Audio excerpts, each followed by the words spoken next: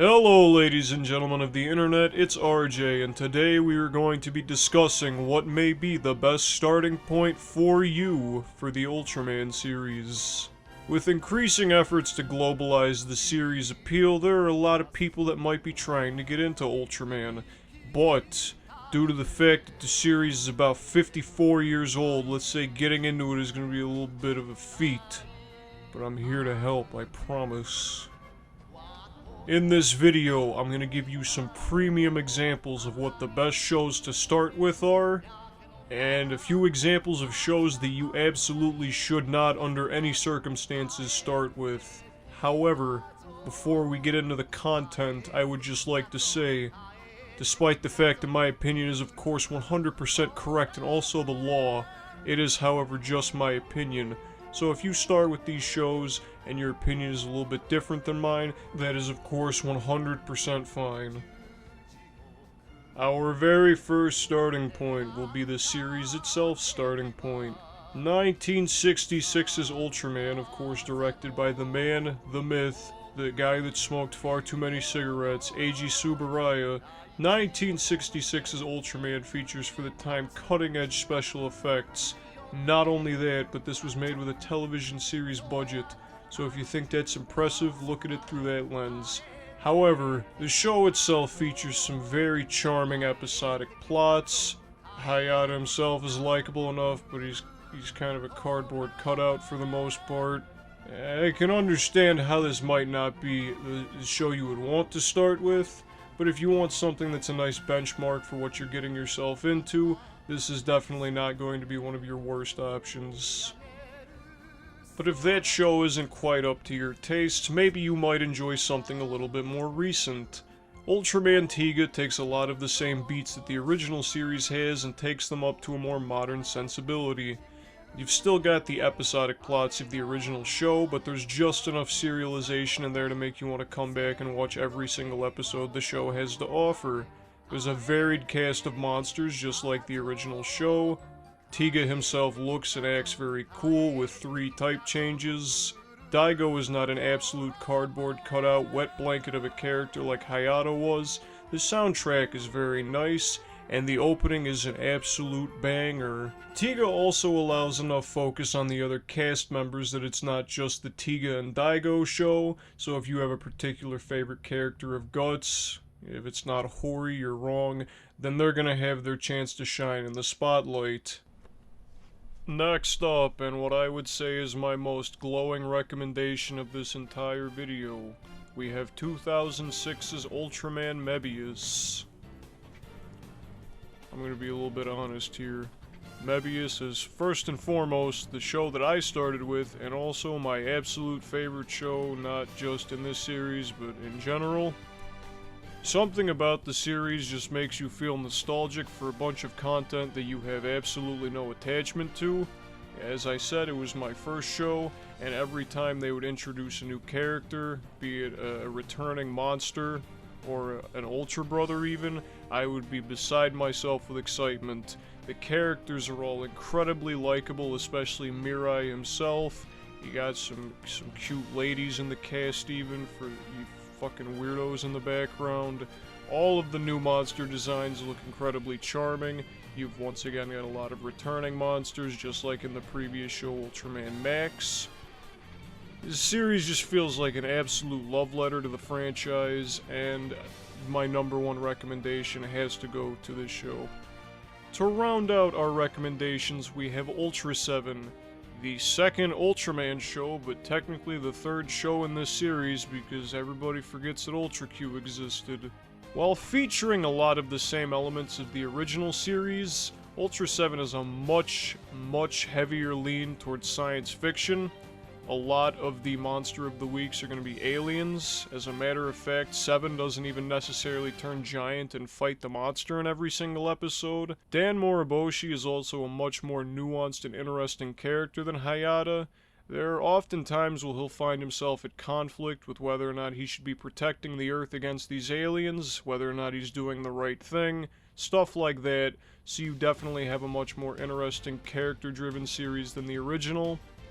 I will warn you though, if you're expecting monster fights, you're definitely going to get them, but as I said earlier, they're not a constant like the original series. But it's something different. If you weren't super big on the original, maybe you'll enjoy 7 more. Alright, we've had enough fun discussing shows that I like. Time to get into the fun part of the video. What are some shows that you absolutely positively should not start your Ultraman experience with? The first answer may in fact shock you. First, Ultraman Nexus. Why this show, you may ask? You may find yourself thinking, isn't this show incredibly popular with fans? RJ, don't you like this show yourself, you fucking hypocrite? The answer to both of those questions is yes. Also, there's no need to be mean about it. This show is an incredibly poor starting point for one very, very important reason. It is not in any way indicative of the rest of the series because of how dark it is. There's an early plot line where a monster kills a child's parents and then taunts them with their dead bodies. One of the main characters has crippling survivor's guilt. One of them is dying of a genetic condition. Lots of stuff in there for kids and new fans. So I'm gonna say this. The show is not representative of like 80% of the franchise except Ultra 7X, and that show wasn't very good. Not to say the show isn't incredible, but it's a very poor benchmark for what to expect, and if it's your first show and you think everything's going to be like that, you're going to be very disappointed. Next up, we have one of the final new generation Heroes shows, Ultraman RB. Rather than following a member of a science team, the series instead focuses on the exploits of 2 siblings and their weird family shenanigans. I can understand how some people might be drawn to the more down-to-earth premise, but I personally did not find it appealing, and on top of that, the difference in premise means that it's not really going to be a very good benchmark for what you're watching, so even if this is something that you're going to enjoy, you're not going to get the same mileage out of it, because you're not going to understand that this is not the usual. On top of that, I find the miniature work to be kind of cheap in the show. I don't find the characters to be very intriguing. I don't enjoy watching either of the brothers. The one character that's even worth watching the show for disappears in the middle of the series, also leaving it with no antagonist. So overall, in my opinion, RB is kind of just not really worth the effort in general, but even more so, it is not worth watching as your first entry into the series. And finally, we come to the cream of the toilet water crop itself, Ultraman GIGA. For those of you already subscribed to this channel, you'll see that I've done a fairly extensive takedown of this show. I don't like it very much. Because of Bandai's very heavy influence, this show's plot boils down to collect all of the toys that are poorly green screened into the background. The show has none of the charming miniature work or characters or really anything that may make you want to watch one of the older shows. Everything this show does is done better by something else. Really, the only reason to watch is just because this is the very first show that starts the new generation hero saga, and even then, most of the carryover from the plot that shows up in later entries is from Ginga S, which is a much better show. So there's really, and I mean this genuinely, this is not just my opinion like with the RB segment, there is no reason to bother watching this show under any circumstances. I would absolutely recommend skipping it under any circumstance. So through my endless complaining, hopefully you've been able to parse which show you're going to watch first. Now comes the interesting part. Which show is the most accessible to you? Unlike, let's say, about 5 or 6 years ago, most of these shows are now relatively, or just flat out, incredibly easy to find. Ultraman Tega has had fan subs for several years, but it's not really a legal avenue you're supposed to be going through. Ultraman Mebius is on the Toku channel, as are several of the new generation shows. There's also the Mill Creek Blu-ray releases. For older shows, they're slowly working their way back through the catalog.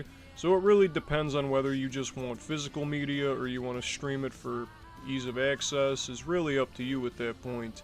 As a matter of fact, I don't believe there are more than 2 or 3 shows that don't have any kind of English release. So even if a show that you're interested in starting with isn't on this list, there's a very good chance you're going to be able to watch it.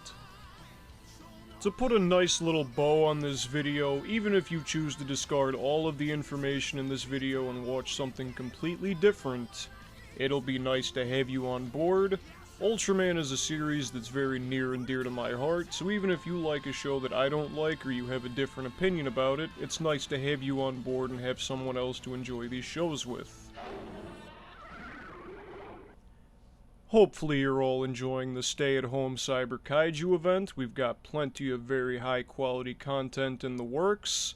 So, I look forward to seeing what you all come up with and what my fellow collaborators come up with.